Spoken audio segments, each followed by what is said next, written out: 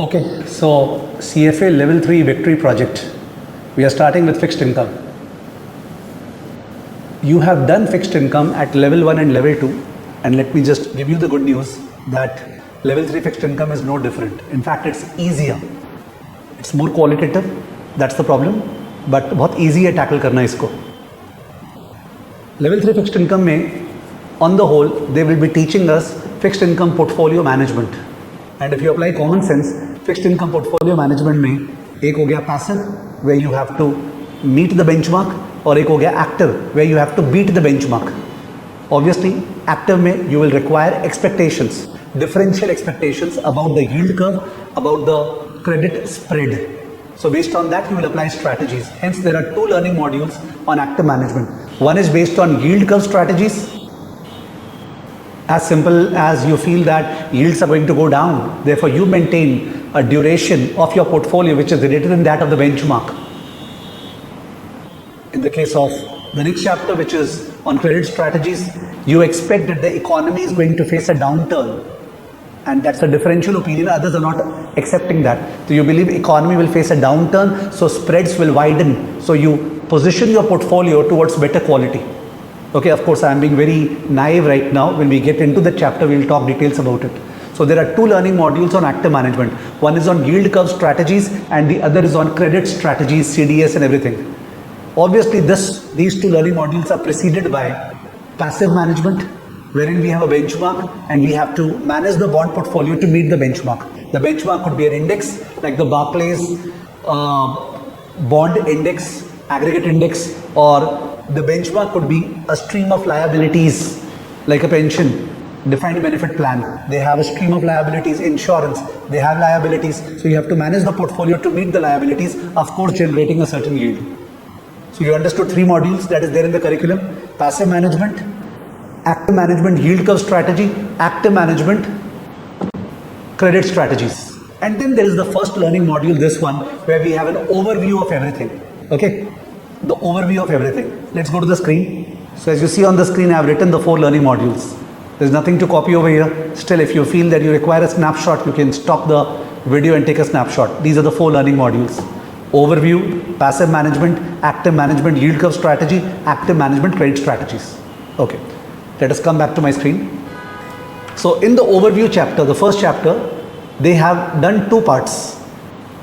The second part of the chapter is unnecessarily as a part of this chapter, because second part of the chapter is actually an introduction to passive management. यानी जो learning module 2 होने वाला है passive management, उसका introduction इस chapter में डाल दिया है towards the end. That is part 2. It was not supposed to be there. Unnecessarily उसको यहाँ डाला है. और जो part 1 है, that is actually an overview. Okay, तो जो part 1 है उसके अंदर there will be a talk about what is the role of fixed income in a portfolio. Level 1 में करते थे role of fixed income in a portfolio. Then mandates, which means active, passive, all that discussion. Then risk measures.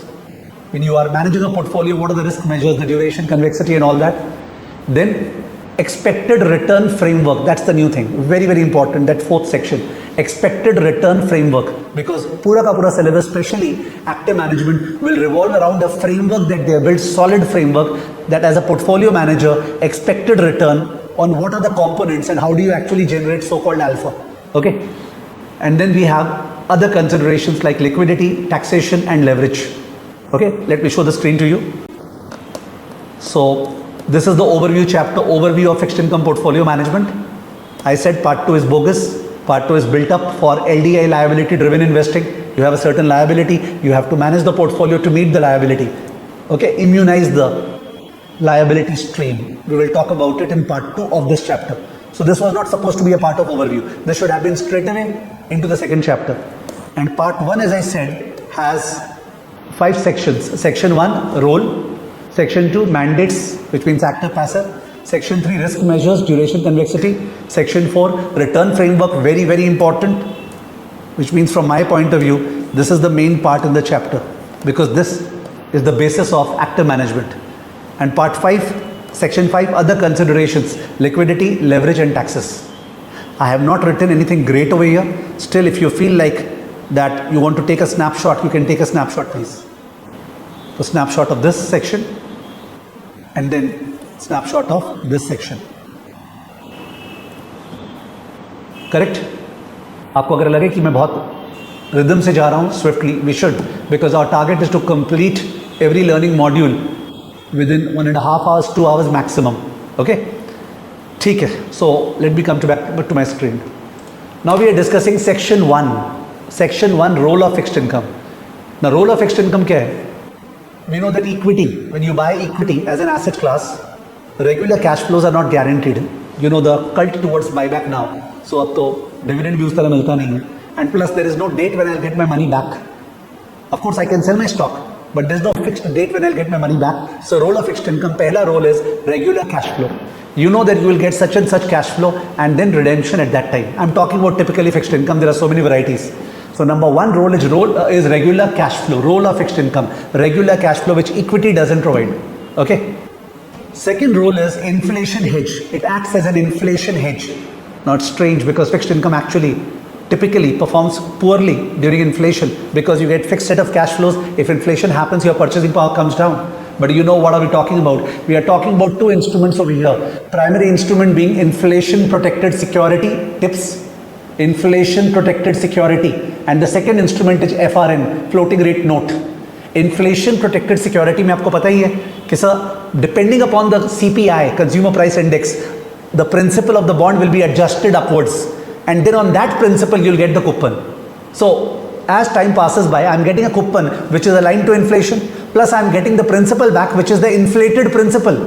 So I did not lose purchasing power at all. My real return was guaranteed. Perfect example of how fixed income acts as a hedge against inflation. The only risk is that the real rate of return can also change in the market, because real rate of return is a function of the opportunities to invest in the market. Agar real rate of return goes up in the market after I buy the TIPS, then TIPS ka price will fall, and if the real rate of return in the market goes down, TIPS ka price will rise. So it's not that TIPS are not volatile at all, they trade at face value and all that. No, TIPS are also volatile. The volatility stems from real return ka volatility, and empirically it has been proven that real return volatility is lower than nominal return volatility, which is the source of volatility in the case of conventional bonds. So conventional bonds में the nominal yield changes because of real yield or because of inflation. Okay, it changes because of real yield or because of inflation, and that causes volatility of normal bonds.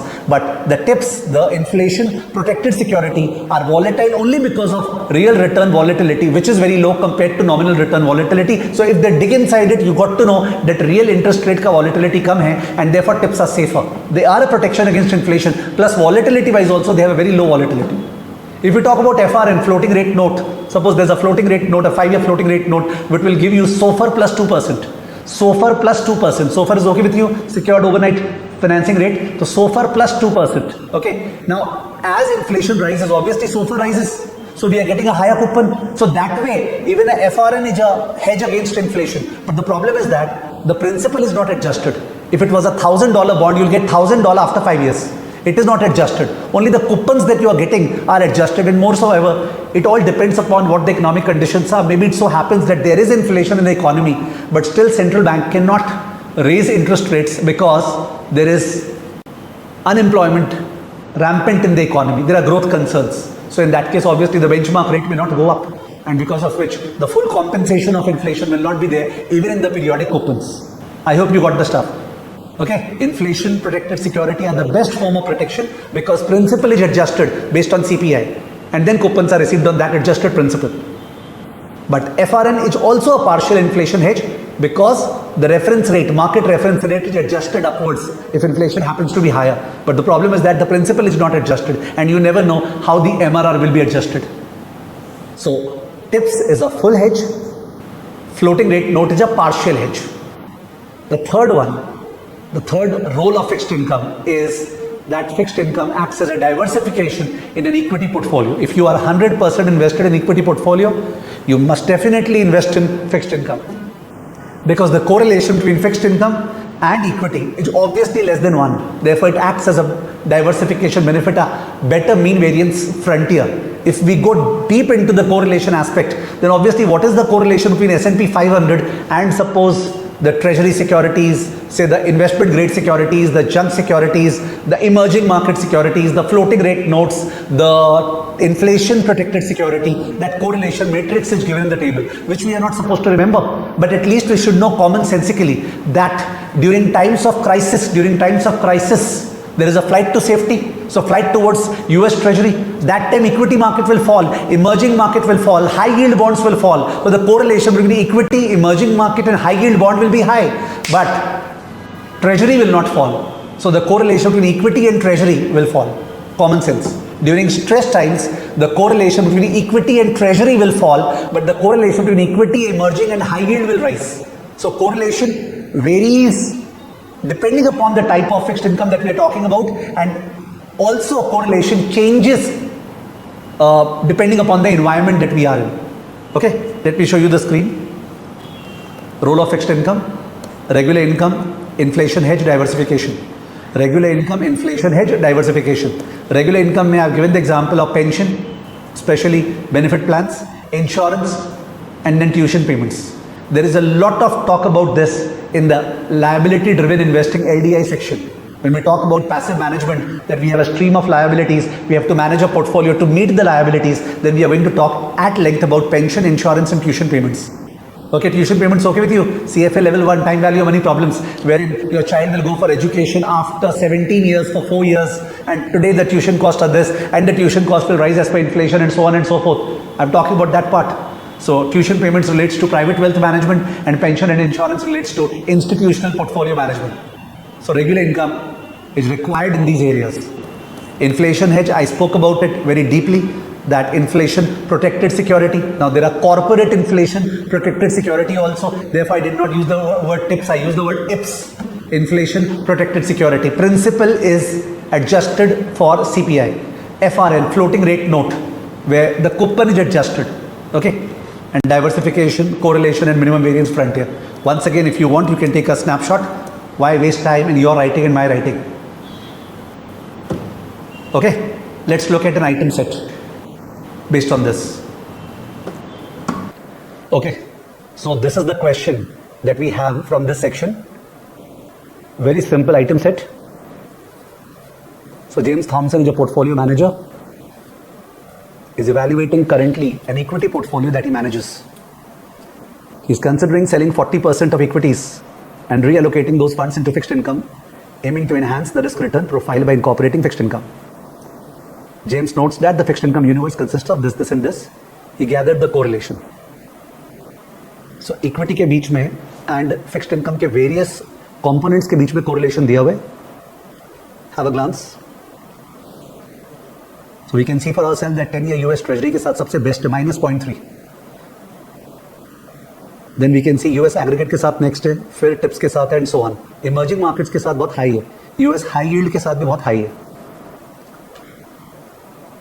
Normally मैं इसके बाद question पढ़ता हूँ, but यहाँ पे I'm just reading the entire text because it's too easy. He recalls, however, that the correlations are not constant over time, and especially during periods of market stress, they can change significantly from their current levels. Yes. His objective is to maintain stable returns while protecting against inflation and market volatility. He makes the following statements. Statement 1, inflation-linked bonds protect against both inflation and real interest rate increases. That's a false statement, you know that. Because inflation-linked bond, inflation से बचा लेगा. But real interest rate अगर increase हुआ, then the price will fall. So statement 1 is wrong. Statement 2, inflation-linked bonds provide returns directly tied to a consumer price index, adjusting the principal. Correct. Statement 3, floating rate bond adjust the principal payment for inflation, protecting against decrease in purchasing power. Wrong. The principal payments in FRN are not adjusted. It's the market reference rate that is adjusted. So केवल statement 2 correct था. James is also considering cash flow needs of the portfolio. Some of the portfolio's investors are institutions with significant future liabilities like pension payments and insurance payouts. So इसके basis पे first question, based on exhibit 1, which fixed income category is likely to provide the highest diversification benefit when added to the current portfolio? So that was what? US Treasury, -0.3 था correlation. याद होगा आपको. Question number 2, what would James most likely observe about the correlation between government bonds and equities, as well as between, government bonds and equities, as well as between high yield bonds, emerging market bonds and equities during a market stress? So ये discuss किए थे अपने कि stress के time पे there's a flight to safety. तो flight to safety की वजह से government bond prices will rise whereas equity will fall, therefore उनमें कोरिलेशन क्या होगा? लो. जबकि high yield emerging market and equity उन सबका दाम एक साथ क्रैश करेगा, उनमें कोरिलेशन क्या होगा? High. So option number B, the correlation between government bond and equity is likely to decrease, while the correlation between high yield emerging market and equity is likely to increase. Option number B. Question number 3, which statement is most accurate regarding inflation hedging potential of bonds? Statement 2 था, अपने discuss किए थे. Question 4, which fixed income strategy would best meet the portfolio's need for predictable future cash flows to match known liabilities? तो वैसे तो match known liabilities next वाले section में है, but based on common sense regular cash flow to meet liabilities कौन सा होगा? Number A, using a dedicated portfolio approach with fixed income securities that match the timing of the future liabilities. B, increasing allocation to high yield bonds for higher income. That's not the point. Investing in emerging market bonds for potential capital appreciation. That is also not the point. The point is we want to meet future liabilities, say year 1, year 2, year 3, year 4. So why don't you create a portfolio जो year 1, year 2, year 3, year 4 में उतना पैसा देगा? Okay, A is the answer. In case you are not satisfied with A, don't worry. In the mandates वाला section that's to follow, we will discuss exactly this only. तो ये एक item set था, a very simple item set, and therefore I went very fast about it. Okay, so now we move to the second section.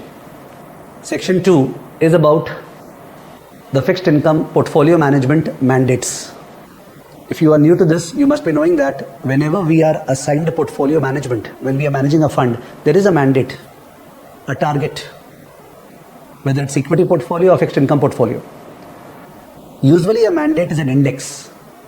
Like you are more familiar with equity, therefore I'm talking equity terms. So maybe my mandate is the Nifty. I'm an equity portfolio manager. So either I'm doing passive management, so I have to match Nifty returns and I have to ensure that the tracking error is negligible, or I am doing full blown active management, so I will significantly deviate from the Nifty in order to beat the benchmark. So on one end, pure indexing to meet the benchmark, on the other hand, full blown active management to beat the benchmark. Okay, we know that. And in between there would be various shades of gray. Okay, enhanced indexing, where we will try to follow Nifty but then deviate slightly from it in order to produce some outperformance. So I'm sorry that I took example of equity over here, but even if we talk about the fixed income, I think the most popular index which is given in the text is the Bloomberg Barclays Aggregate Index. So the Bloomberg Barclays Aggregate Index is an index, and suppose that is our target. So we have three different types of stuff over here. One is pure indexing, which is also called full replica. You can understand from the word. We exactly hold the securities which are there in the Bloomberg Barclays Global Aggregate Index. The same securities, the same weights, such that our tracking error, that is the standard deviation of the active return, is 0.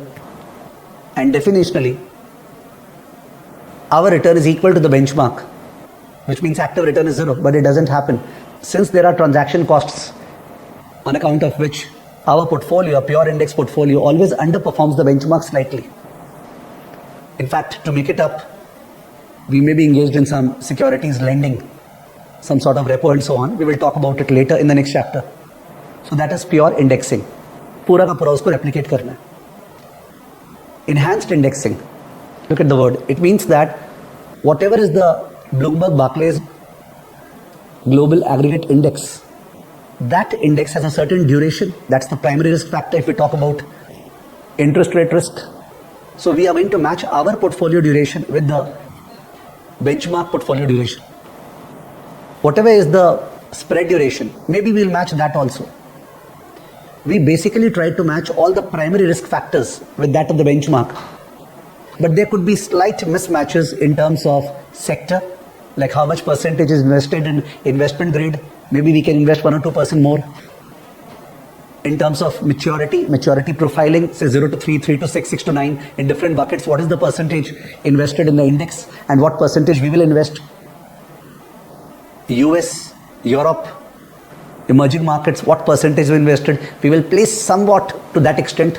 So primary risk factors would be matched, but there would be minor risk factor mismatches, and this minor mismatch is only with the view to slightly outperform the benchmark and also to cover up the transaction costs.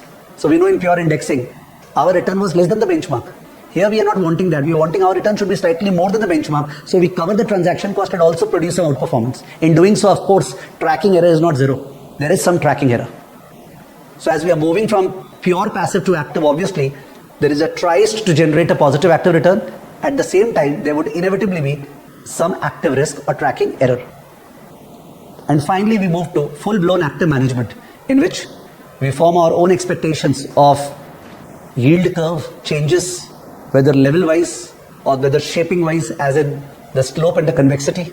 Depending upon that, we keep our duration quite different from the benchmark duration, convexity different, key rate durations different, maturity profiling different, quality profiling different. Based on that, we want to really outperform the benchmark, and our active risk, that is tracking error, would be very, very high. Now, whatever I said, it is commonsensical. If you think about it, that do you know it? Yes, you know it. It's common sense. So that is one part. That is total return mandates. This entire section is called total return mandates. When I say total return, obviously I'm talking about both the coupons that we receive along with reinvestment, as well as the appreciation or depreciation of the portfolio. So that is total return mandates. The other type of mandates, which is specific to fixed income, not there in equity, not there in alternate investment. So the other type of mandate is the liability-based mandates. Liability-based mandates, one cannot understand this without imagining pension or insurance or perhaps tuition payments. Tuition payments is something they've not stressed. It's always good when you talk about liability-based mandates, you think about pension, that they have a stream of future liabilities. There are various types of liabilities, some certain, some uncertain, across amount dimension or across timing dimension. We'll speak about it. But based on the future liabilities, you have to maintain a fixed income portfolio to meet those liabilities. So when the liability becomes due, your fixed income generates that cash flow. Second liability becomes due, the fixed income portfolio generates the cash flow. So we are exactly able to meet the liability. But what if interest rate changes? It goes down or goes up? Our fixed income portfolio should be structured in such a manner that it is immunized from interest rate changes, which means the way in which interest rate changes will affect the liability, the same way interest rate changes should affect the assets, and therefore it's a part of asset liability management, ALM. Here we call it LDI. Why? Because the liabilities are given. These are the liabilities. We have to manage the assets in such a manner that the characteristics of the asset match the liability. So it's called LDI, liability driven investing. Okay, there could have been ADI. We don't have that, asset driven investing, in which the assets are given. These are my assets. Now, how should I structure my liabilities so that my assets are immunized? That's asset driven investing. And then there could be a situation where both the assets and liabilities are in a state of flux. I can manage both such that the assets and liabilities are having similar characteristics, ALM. So ALM is a broader framework. We discuss it more in the case of banks. And within ALM, there is LDI, where the liabilities are given. Liability is given. These are the liabilities, pension payments. Okay, and we have to manage the fixed income portfolio in such a manner that the liabilities are met. Now, one simple way of doing it is cash flow matching, which means you have a liability in the first year. Why don't you keep a zero coupon 1 year bond which will pay exactly the amount that's due in the first year? You have a liability in 3 years. Why don't you maintain a 3-year zero coupon bond which will exactly throw up the cash flow required to meet the third year liability? So it's a dedicated portfolio for meeting the liability. Of course, I know you would understand that, sir, we don't have so many zero coupon bonds available. So we maintain some coupon bearing bonds also, but in such a manner that the cash flow matches to the extent possible. That's called cash flow matching. It's become very difficult to actually have such bonds, zero coupon or coupon bearing, and plus maybe those bonds do not generate enough return. So one goes to duration matching. Duration matching means when interest rate goes down, obviously the present value of the liabilities will go up. Imagine the balance sheet. So if we maintain a portfolio of fixed income bonds, when interest rate goes down, even the value of the portfolio assets goes up. If the changes are the same, this means we are immunized. So you have to maintain the duration of assets equal to the duration of liabilities. There are other properties also regarding what we have to do for the second order effect, convexity. Okay, but primarily it is about the fact that you have to match the duration of the assets and liabilities so that your liabilities stay immunized. And it's a dynamic thing, because as interest rate changes, as time passes, duration which was earlier equal for assets and liabilities will become unequal. So you have to readjust the portfolio. If anybody is feeling that, sir, this is not clear, what can we do? We are just introducing. Okay, we'll go elaborate into it. So there is cash flow matching, there is duration matching. You know very well that duration can be increased or decreased via so many derivative contracts. Like if you enter into a interest rate swap as a fixed rate receiver duration of the portfolio goes up. If you become a fixed rate payer, duration of the portfolio goes down. Similarly, you can buy T-bond futures, sell T-bond futures for the purpose of adjusting duration. If you are doing that, that's called a derivative overlay. That's called a derivative overlay. Okay, derivative overlay. And finally, there's one more technique that is given in the liability-driven mandates, and that is contingent immunization. Look at the word contingent immunization. Immunization means trying to match the liabilities, passive. But contingent, that means we would like to produce a higher yield and take some risk, do some active management, but only when environment allows, which means when the assets are greater than the liabilities by more than a certain threshold. Suppose we decided that A minus L should be greater than 2 million. So whenever my A minus L is greater than 2 million, I have a buffer. So I will do some active management. But if the prices change, the yields changes such that I once again breach 2 million, A minus L becomes equal to or less than 2 million, I shift the gear of the portfolio towards passive management. So the gear is shift from passive to active, active to passive, depending upon the surplus, the buffer, being above or below a threshold. That's called contingent immunization. None of it is discussed in this chapter, except towards the end, which I said part 2 of this chapter, not related to this chapter, actually the next chapter. So on the whole, we have what? Let me show the screen to you in the co-reading itself so that you are able to digest the names, because otherwise the names become difficult to follow. So here you have in front of your fixed income mandates. On the right side, the red ones, total return mandates, where you have a benchmark and index, Bloomberg Barclays Global Aggregate Index. You can exactly match it, pure indexing, active risk is 0, and return would be slightly less than the benchmark. Enhanced indexing, we will match the primary risk factors like duration, but we will have some mismatches for other factors, such that we want to outperform the benchmark slightly. There would be some active risk. Active management, we will significantly deviate from the benchmark in terms of credit, in terms of duration, convexity, because we want to beat the benchmark significantly, and we will have a lot of active risk. Obviously, you know, in active management, trading will be higher, transaction cost will be higher, fund management fees will be higher. So all that will be justified only if our expectations are correct and we actually outperform, okay, such that we manage the expenses and all. On the left side, green part, you have the liability-based mandates, where I talked about cash flow matching. Hold the zero coupon bonds or coupon bearing bonds in such a manner that exactly it throws the cash flow to meet the liabilities. Easier said than done. Second is duration matching. Okay, do something, do not match the cash flows, but ensure that when interest rate changes, the assets and the liabilities, they respond similarly. So duration of asset equal to duration of liability, duration matching. Third is, why don't you use some derivatives like interest rate swap or T-bond futures? Fourth, why don't you switch between active and passive depending upon whether your assets are more than liabilities by a certain buffer or more. Okay, I think this must be amply clear. Let's move to a question to see how confident we are. Okay, just one section. I'm moving to a question. So here we have the question in front of you. A portfolio manager is evaluating 3 funds, A, B, and C, as potential additions to the global fixed income portfolio. Each of the funds uses the FTSE World Government Bond Index as its benchmark. Exhibit 8 shows characteristics of each fund and the index. Based on the information in Exhibit 8, identify the management approach. Pure indexing, enhanced indexing, or active management most likely used by each fund, and provide reasoning to support your choices.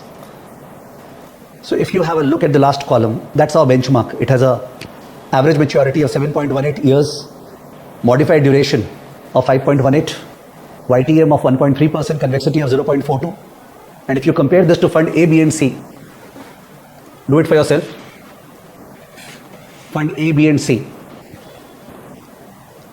I think fund B is very, very close. Fund B is very, very close to the last column. Fund A seems to be a little aggressive. Fund B is very close because its duration is 5.19 compared to 5.18, 1.31, YTM 1.3, convexity 0.42, 0.42. So fund B is very close in terms of duration, convexity, and YTM. Fund A is a little bit distant, and fund C is really deviating a lot. If we look at other factors, the first was risk and return characteristics. Now let's look at the other factors. So the other factors are quality. So look at the percentage investment in AAA. Benchmark has 55.1%, fund B has 54.8%. Fund A is also quite close. Fund C has a lower investment, 50%. So both A and B are close. If we look at double A, both A and B are close. A and B are close. Triple B, A and B are close. Double B, fund B is really close. Okay, and so on. You look at the maturity exposure, country exposure. So the crux is that if you invest time over here, you will have to conclude that fund B is the pure indexer, fund A is the enhanced indexer, and fund C is the active management.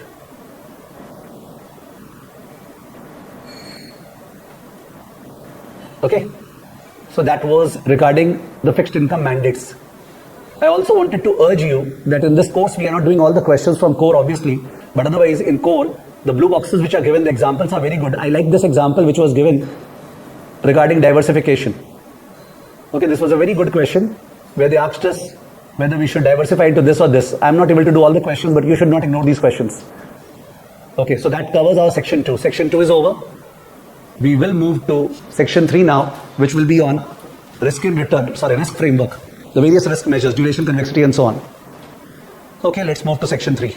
Okay, so we are into section 3 of this first chapter, and section 3, if you remember, is on risk measures. So let's understand, if you are doing fixed income portfolio management and you have a mandate, तो mandate वही हो गया जो अपने discuss किए हैं, liability driven या total return mandate. You have to, if you are doing passive management, ensure that risk of your portfolio is matched with that of the benchmark. In case you are doing active, risk of the portfolio will deviate from the benchmark. Now when I say risk of the portfolio should match, risk of the portfolio should deviate from the benchmark, what is risk of the portfolio? Obviously equity markets mein we are habituated to talk of risk in terms of standard deviation, downside deviation, beta, or multi-factor model mein betas. But you know very well from level 1, level 2 that the biggest source of risk in fixed income is the benchmark interest rate, and then comes the spread, because they change. The benchmark interest rate and the spread. Of course defaults, these are also there. So accordingly, we have to define risk measures for fixed income. And you know those risk measures, the likes of duration, convexity, key rate duration, and so on and so forth. तो ये level 1, level 2 वाला stuff है, duration, convexity, KRD से related. But फिर भी we would like to discuss them logically so that you are comfortable. So it's a challenging task. I'll have to take 10 minutes to recap the entire stuff with you. But I don't want you to miss out the main stuff because of so much of discussion. So please understand, what are we doing? We are not studying individual bond. We are doing fixed income portfolio management. So for fixed income portfolio management, we are going to talk about risk measures. Why? Because in passive management, my duration and all that has to match with the benchmark. In active management, I will not keep my duration equal to benchmark. I will keep it high, I will keep it lower. With respect to my forecast of the yield, with respect to my forecast of the spreads, I will keep my credit rating, okay, not equal to that of the benchmark, maybe a notch higher, maybe a notch lower if I am active. So all those things will come into play. So first of all, let's have that understanding. So I have prepared a rough sketch of what we are doing. Let's have a look at the same. Just 1 second. So fixed income portfolio management, passive, active. In passive, risk measures matched with the benchmark. In active, risk measures deviate from the benchmark. You can take a snapshot by pausing the video.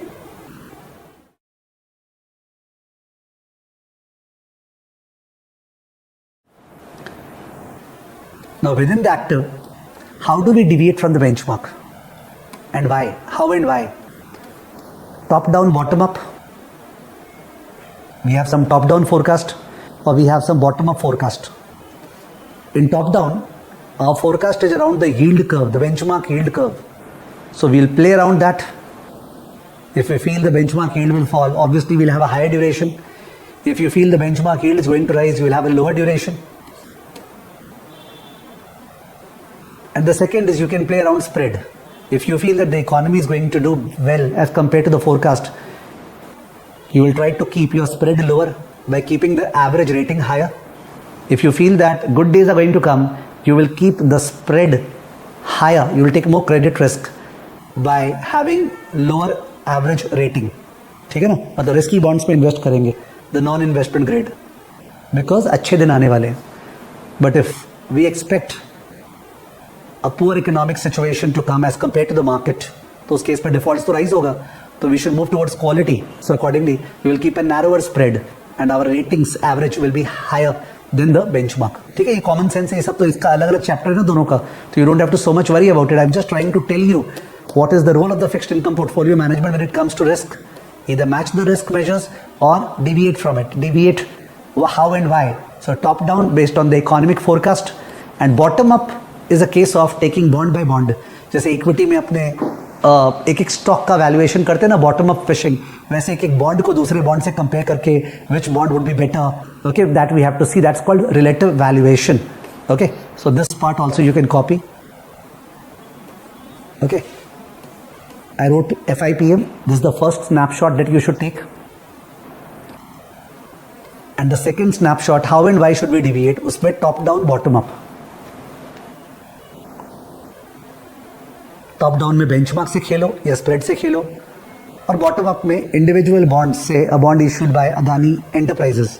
I feel that Hindenburg का report आया है, उसने hype कर दिया है risk, because of which bond price गिरा हुआ है, यील्ड ज़्यादा मिल रहा है. I latch upon the opportunity if I feel that is not well founded. समझ गए? तो रिलेटिव वैल्यूएशन वर्ड में मत सिंक करना. तो all this can be done only if we know what the risk measures are. Risk measures क्या है वो तो जानना पड़ेगा. What are the risk measures? Correct. Okay, so now I am going to explain to you the risk measures. Okay, now risk measures को कैसे explain करें? To explain the risk measures, let's understand that the fundamental source of risk is the change in interest rates. When we talk about interest rates, the YTM of the bond. YTM of the bond is benchmark interest rate plus the spread. If the cash flows from the bond are certain, they don't change with respect to yield, then we have yield-based measures like Macaulay's duration, modified duration, convexity. There we assume that the cash flows will remain the same when the yield will change. So we find out the sensitivity of the bond price, the first derivative, the second derivative, with respect to the YTM. However, when we are dealing with option embedded bonds, the MBS, callable bond, puttable bond, then we know that when interest rates change, the cash flows may change. And therefore we use the binomial model for the purpose of understanding the optionality. And we basically shock the benchmark curve and find out the rate of change in the bond, first order effect, second order effect, effective duration, effective convexity. I hope you're understanding. So जो normal bond है, straight bond, उसमें we use Macaulay's duration, modified duration and convexity. But in the case of option embedded bonds, where cash flows are uncertain, they can change when interest rate changes, we advocate effective duration, effective convexity. Of course, effective can always be used. And convexity is the second order effect for large changes in yield. You also know that when it comes to non-investment grade bonds, spread is a major component. So when we are calculating, suppose, effective duration, what is it? It is the sensitivity of the bond price with respect to change in the benchmark curve, which means you are assuming that the spread will remain the same. बहुत important है ये. जब हम लोग effective duration निकाल रहे हैं तो हम लोग ये देख रहे हैं कि जब बेंचमार्क कर्व को 1% शॉक देंगे तो बॉन्ड प्राइस पे क्या चेंज होगा. यानी स्प्रेड को कांस्टेंट मान रहे हैं ceteris paribus, but it doesn't happen that way. You know that benchmark interest rates are procyclical while spreads are countercyclical. Very very important statement. We will discuss it further future chapter में. ये तो शुरुआती में तो दिया हुआ ही नहीं इनफैक्ट कोर में, बट स्टिल आपको अभी से पता हो तो better. The benchmark interest rates are procyclical while the spreads are counter cyclical. So समझ में नहीं आया. Okay, so when the economy gets heated up, inflation rises, that time the central bank moves to a tight monetary policy and raises rates. So benchmark rates go up. When the economy is going up, benchmark rates go up. That means pro cyclical. But at that time though, all companies are doing well. So since companies are doing well, their profitability is high, they are able to return whatever they have borrowed with interest and all. So that means at that time the spread becomes what? Lower. अच्छे दिनों में interest rates raise कर दिया जाता है Fed के द्वारा to fight inflation, but spreads कम हो जाता है because people have a risk on mentality. Okay, they are willing to go for even the non-investment grade bonds. So यानी कि the benchmark interest rate and the spreads are inversely correlated. I repeat, benchmark interest rate and the spreads are inversely correlated. So how can we assume that when benchmark rate will change, spreads will remain the same? But all the duration, MD, ED, they are assuming that that's the case. They are assuming ceteris paribus for the spread. That's wrong. So they are overstating the percentage change in the price of the bond. If you calculate, especially for non-investment grade bond, where spread is a major component. So therefore, in level 1, level 2, it was studied that there is something called empirical duration. Empirical duration. Empirical duration, maybe don't apply some maths. We do what? Regression. We regress the change in the bond price with respect to change in the benchmark interest rate. So obviously the price of the bond which has changed, it has changed considering the change in the benchmark rate as well as the change in the spread. So if it has accounted for both the changes, you get a correct measure of the actual effect on bond price when the benchmark yield will change, especially for non-investment grade bond.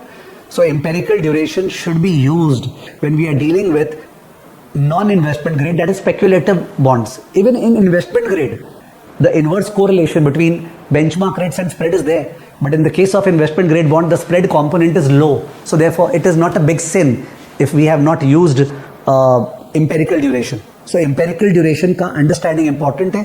वो आने वाले lectures में और होगा. You can't charge me that सा आपने ठीक से नहीं बताया. You didn't stay over there. ठीक है, तो I gave the hint to the best I can. Pro cyclical, counter cyclical, I explained. But obviously आगे जाके और discussion होगा. ठीक है. So that's all about duration and convexity. You know, second order effect if there's going to be a large change. So I've explained when to use the yield based duration and convexity, when to use the curve based. I've also explained when not to use all this and to use empirical duration. Correct? And all this they talk about when yields will change. How do we measure the sensitivity of bond? Because that's a measure of risk. Now the point is that all this assumes a parallel shift in the yield curve. But if there is going to be a non-parallel shift in the yield curve, 1 year rate is going to change differently, 10 year rate is going to change differently, non-parallel shift, that's called shaping risk. To capture that, we have KRD, key rate duration, done from level 1, which measures the sensitivity of the bond with respect to change in a particular key rate, keeping others constant. That's called KRD. It's not that you don't know about it. You know the concept. The maths will be practiced further. Okay, so KRD measures the shaping risk. To talk of shaping risk further, because it's too much there in the active management, when we talk about shaping risk, two aspects. One is change in the slope, which is called twist. Change in the slope, which is called twist, means suppose long-term rates went up, short-term rates went down. So the curve became steeper, assuming upward sloping. Or the long-term rates came down, short-term rates went up. It's flattening. Of course, it may so happen all the rates went up and long-term rates went up more. That's also steepening if you are imagining. So yes, steepening वगैरह slowly करिए ना, no. This we will do in later chapters. This is not a part of this chapter. I'm just telling you. So that's called twist, change in the slope. The other is change in curvature. The concaveness or the convexness of the curve, of the yield curve will change. That's called change in curvature. We measure by butterfly spread. Okay. So what is butterfly spread? That's a measure 2 into the middle rate minus the short-term and long-term rates. We will talk about it in later chapters. It's not given in the core. Okay. So do not judge me for that. So I'm trying to say the shaping risk is measured by KRD. Okay. So I wrote some stuff down over here for the purpose of summarizing all this. Let's have a look at that. Yes, here is the stuff. Risk measures for FIPM, section 3. So उसके पहले वाले slide में क्या था? That I was explaining that अपने risk measures में क्यों जा रहे हैं? ये जो previous slide था which I showed, we were showing why. Okay, we were showing why risk measures for FIPM. Because risk measures के help से ही तो हम लोग active और passive management कर पाएंगे. And now we are discussing जो core में लिखा हुआ है risk measures. तो single bond bond portfolio 2 बार discussion है. Single bond का ही अपने L1 L2 में करते थे. तो मैंने यहाँ लिखा है अगर parallel shift होने वाला yield curve में तो parallel shift. तो yield based measure है curve based measure. उसका discussion हो गया. If cash flows are uncertain, you should use curve based measures because the cash flows will change when yield will change. But if straight bonds है तो yield based measures, first order effect, duration, Macaulay is modified और curve based पे effective duration, second order effect, convexity, effective convexity. ठीक है. सही है. तो parallel shift के लिए small और large, non parallel shift में shaping risk KRD, shaping risk में twist, that is change in slope और change in curvature, And empirical duration, I told you, regression of change in price with respect to benchmark yield, especially recommended for speculative grade bonds. Okay, just 1 second. If you want to take a snapshot, this is the first snapshot that you should take. Yeah, this is the first snapshot that you should take. Nothing great is given वैसे इसके अंदर. Second is you can take this snapshot. Parallel shift अगर small होने वाला है तो first order is enough. Large होने वाला है तो convexity is required. Curve based on certain cash flows में. Okay. Then shaping risk non-parallel shift में shaping risk. और shaping risk क्या होता है? Twist या फिर change in curvature. नीचे में empirical duration जो regression से आता है, specially recommended for speculative grade bonds because वहाँ पे spread is a major component.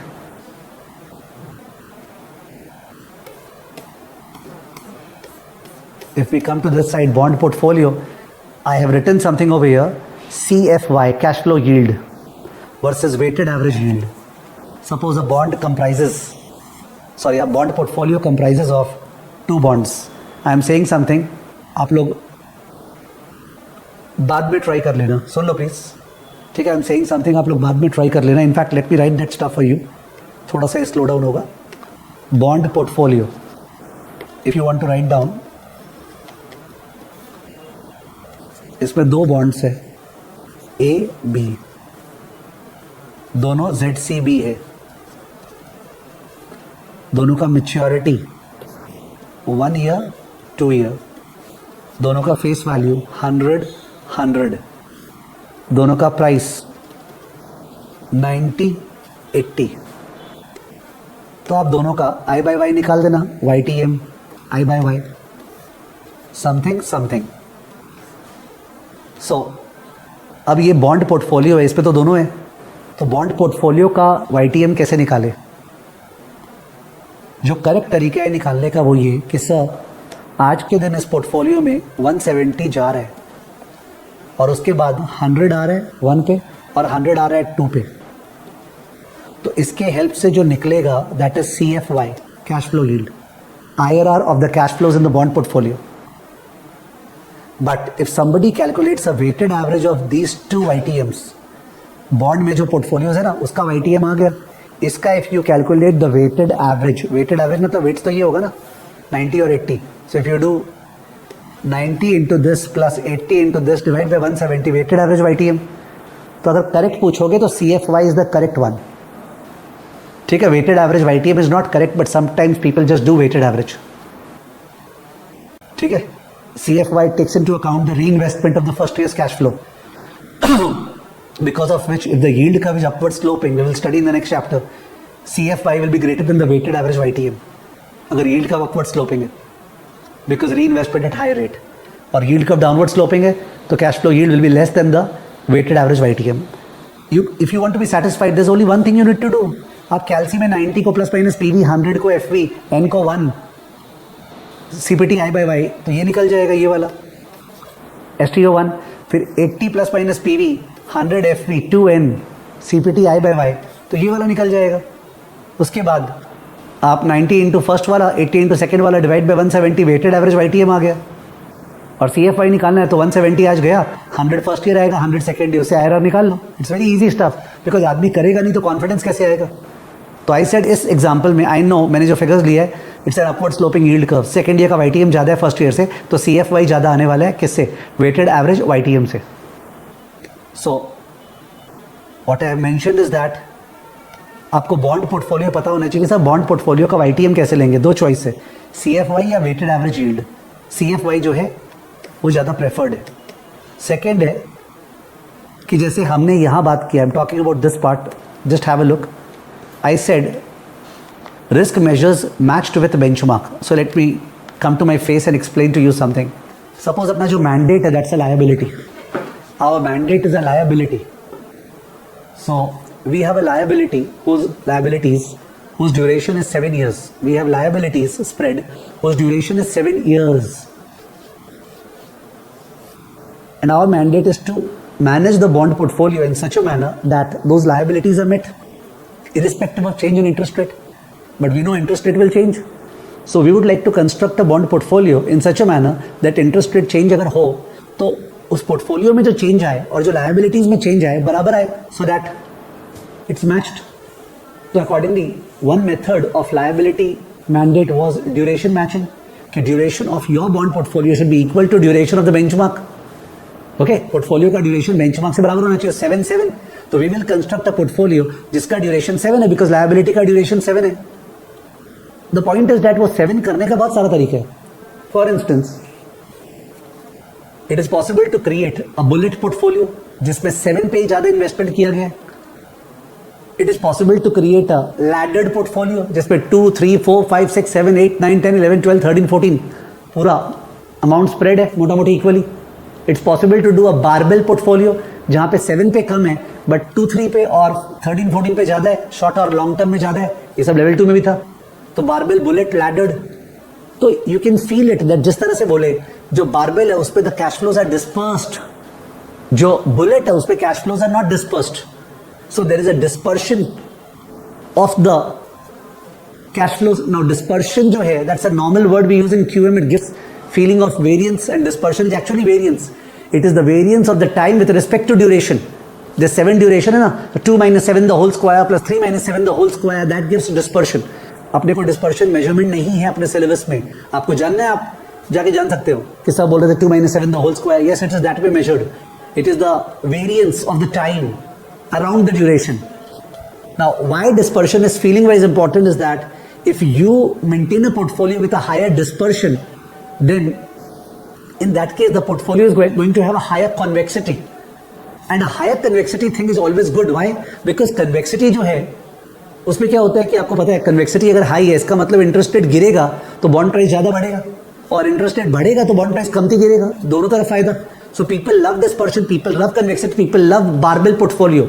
Okay, but माने people को long term ज़्यादा पसंद आता है. Okay, but long term ज़्यादा पसंद आता है तो लोग ज़्यादा बाई करते हैं तो प्राइस ज़्यादा होता है तो उसका yield क्या हो जाता है कम. माने you'll find that the yield curve upward sloping bends as we approach further because those bonds are very very attractive convexity point of view से.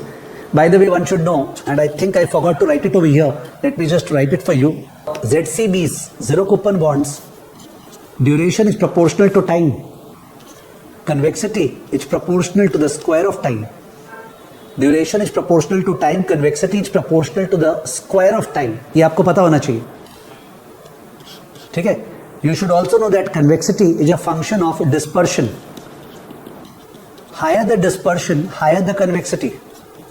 Which means, अगर we have barbell portfolio जिसमें सबसे highest dispersion है, फिर जाके ladder portfolio जिसमें dispersion lower है, फिर जाके बुलेट पोर्टफोलियो जिसमें सबसे कमती डिस्पर्शन है, तो कन्वेक्सिटी इसी तरह से है higher to lower because convexity is a function of dispersion of the cash flows. And will talk in LDI in part 2 of this chapter structural risk that आप लायबिलिटीज को इम्यूनाइज कर रहे हो तो आपको देखना पड़ेगा कि आपका कैश फ्लोज जो कैसा है कंपेयर टू लायबिलिटीज. तो वहाँ पे डिस्पर्शन और कन्वेक्सिटी काम आने वाला है. ठीक है ना? Okay, so these are further discussions. Yeah, if you wanted to just take a snapshot, कुछ ज़्यादा लिखा नहीं है मैंने, और बारबेल, बुलेट और लैडर का प्रॉपर डिस्कशन इसके बाद है. ओके, बाद वाले सेक्शंस में है LDI वाले पार्ट में, विच इज़ पार्ट 2.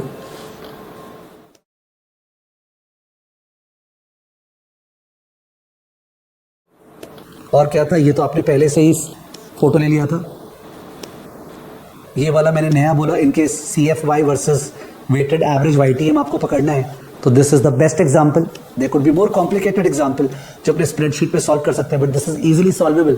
बट करोगे नहीं तो कैसे होगा confidence. And this was the entire big chart. Now whenever you listen to these charts you will never like the discussion. आपको लगेगा सब हॉच पॉच हो गया बिकॉज इतना सारा चीज एक बार में है ना. सर लेवल 1 में अच्छा था, अपने कॉलम बनाते थे ईयर्स 1 2 3 4 5, फिर कैश फ्लो सा एक्सेल पे दिखा देते. तो if you feel all this stuff, what I will do, which I will not count as a part of the deliverable for this batch, is that मैंने level 1 में एक incremental class लिया था जिसमें मैंने एक्सेल पे पूरा दिखाया था, the yield based, the curve based, duration, convexity and all that. I may perhaps share that class with you if I find उसका जो ड्यूरेशन बोल रहा हूँ मतलब उसका जो टाइम है वो कम है, लिमिटेड है, तो you may want to watch the class, ठीक है, बट ज़्यादा कुछ फायदा होगा नहीं बिकॉज उस तरह का कैलकुलेशन लेवल 3 में नहीं है.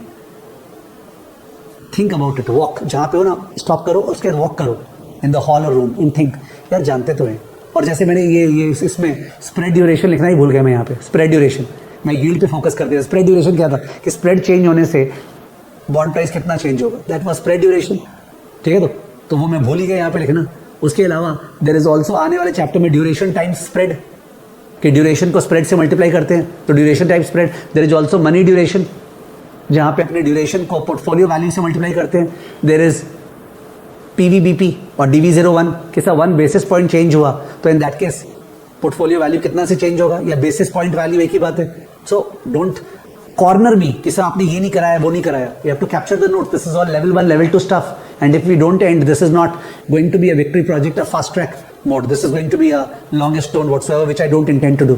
ठीक है. So you need to walk and think that yield change होने से प्राइस चेंज होता है. यस यार, इनवर्स डायरेक्शन में ड्यूरेशन, सेकंड ऑर्डर कन्वेक्सिटी, एक YTM बेस्ड होता है, एक कर्व बेस्ड होता है, बट ये तो पैरेलल शिफ्ट के लिए, और नॉन पैरेलल शिफ्ट में KRD उस पर स्लोप चेंज होता था, कर्वेचर चेंज होता था, और एक एम्पेरिकल ड्यूरेशन होता है बिकॉज अपने तो प्रो सिक्लिकल काउंटर सिक्लिकल का बात है. उसके बाद बात है ये सब कर रहे क्यों है, बिकॉज पैसिव मैनेजमेंट में इन सबको मैच करना है बेंचमार्क के साथ, एक्टिव मैनेजमेंट में डिफरेंट करना है, और एक स्प्रेड ड्यूरेशन वगैरह भी होता है. ठीक है. उसके बाद पोर्टफोलियो का जो है वेटेड एवरेज करेंगे या CFY करेंगे, और ये डिस्पर्शन क्या होता है. तो you just have to think about it कि मोटा मोटी क्लियर, चल आगे बढ़े.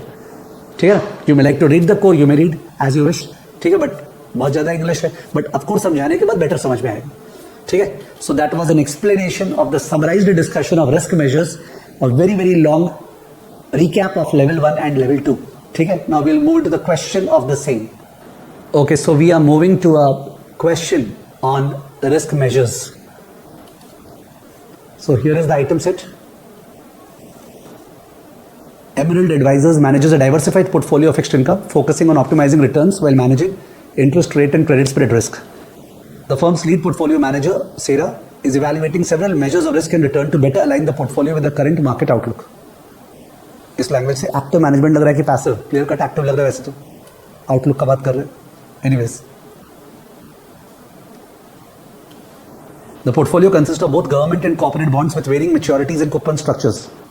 Sarah is particularly concerned about the potential impact of rising interest rate and widening spread. She is considering the following measures to manage these risks effectively and calculates the following statistics. So modified effective कौन सा काम का आता है, याद है ना आपको? Certain uncertain cash flows, convexity, second order effect, empirical duration, spread duration. She then proceeds to calculate portfolio dispersion. Also, she takes into account that the correlation between IG and HY bonds varies with changes in the sovereign yield curve. Which measure would Sarah most likely use to assess the portfolio's sensitivity to changes in the yield curve when the cash flows are uncertain? Uncertain में कौन सा prefer करेंगे अपने? Obviously, effective duration. Question number 2. If Sarah expects interest rates to rise significantly, which combination of duration and convexity would be most beneficial for minimizing the impact on the portfolio's value? Interest rate बढ़ने वाला है, portfolio गिरने वाला है, कमती गिरे तो बढ़िया. So low duration and high convexity. Because high convexity का मतलब वही होता है कि अगर portfolio गिरा तो कम गिरेगा, बढ़ा तो ज़्यादा बढ़ेगा. तो option number B, low duration and high convexity. उल्टा फोरकास्ट होता है, interest rates are going to fall, तब अपना होता high duration and high convexity. We love high convexity, but that love results in paying higher price and lower yield. वो एक अलग बात है. Question 3. How would Sarah interpret a high portfolio dispersion in terms of interest rate risk management? So I told you अगर dispersion high है, इसका मतलब variance high है, structural risk high है. तो you can see option number C is talking about high variance.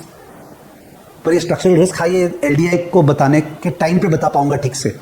ठीक है. तो ऑप्शन B जो बोल रहा है suggest portfolio is well immunized, एकदम wrong बोल रहा है. Portfolio is not well immunized because dispersion is very high. There is structural risk. Question 4. If Sarah expects economic conditions to deteriorate, बुरे दिन आने वाले हैं, which portfolio characteristics should she closely monitor to manage the potential impact on returns? She should focus on empirical duration ना, because जो बाकी duration से effective वगैरह वो तो assume करते हैं spreads won't change. ऐसा थोड़ी है. खराब दिन आने वाले तो spreads will widen. She should look at empirical duration. So these were the 4 questions. Okay, on the risk portion.